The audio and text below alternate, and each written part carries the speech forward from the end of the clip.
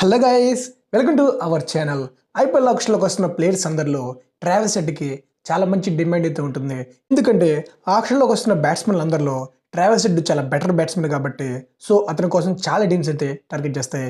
ఇంకా మనం ఈరోజు ఈ వీడియోలో ట్రావిస్ హెడ్ని ముఖ్యంగా ఏ టీమ్స్ టార్గెట్ చేస్తాయి అండ్ ఏ టీంకి కొనే ఛాన్స్ ఉంది అనే ఫుల్ ఇన్ఫర్మేషన్ అయితే ఈరోజు మనం ఈ వీడియోలో చూసేద్దాం.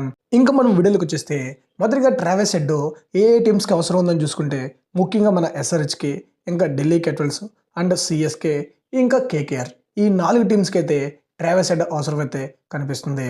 సో ఈ 4 టీమ్స్కి సంబంధించి మనం డీప్గా చూసుకుంటే ముందుగా మన ఎస్ఆర్హెచ్కి వాళ్ళు హ్యారీ బ్రూక్ని అయితే రిలీజ్ చేశారు.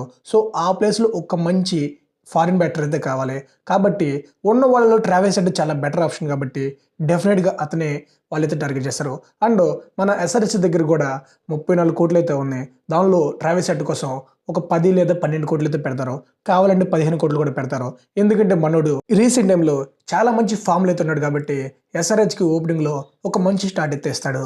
ఇంకా నెక్స్ట్ టీం చూసుకుంటే ఢిల్లీ క్యాపిటల్స్ వాళ్ళ టీంలో ఉన్నటువంటి ఫారిన్ బ్యాటర్స్ని ఆల్మోస్ట్ అందరు రిలీజ్ చేశారు. Rilee Rossouw, Philip Salt and Rovman Powell. కాబట్టి వాళ్ళ ప్లేస్లో మంచి బ్యాట్స్మెన్ అయితే కొనాలి.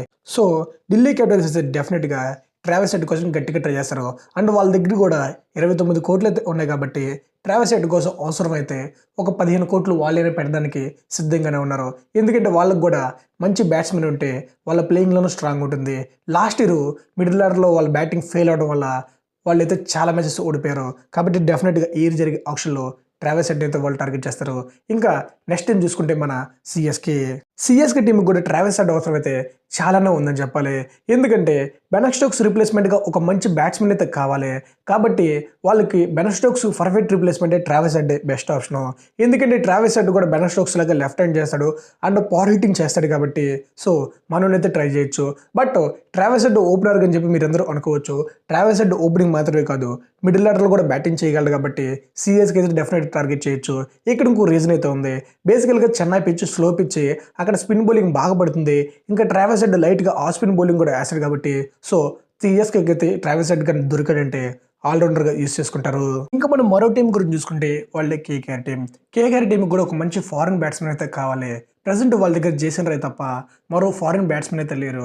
కాబట్టి ఐపీఎల్ ఆక్షన్లో ట్రావిస్ హెడ్ అయితే వస్తున్నాడు కాబట్టి డెఫినెట్గా కేకేఆర్ కూడా ట్రావిస్ హెడ్ని కొనేదానికి ట్రై చేస్తారు. బట్ వాళ్ళ దగ్గర ఉన్న అమౌంట్లో చాలా వరకు బౌలర్స్ని కొనేదానికి వాళ్ళైతే ఇన్వెస్ట్ చేస్తారు. కాబట్టి ట్రావిస్ హెడ్ కోసం ఒక 8 నుంచి 10 కోట్లు అయితే పెడతారు.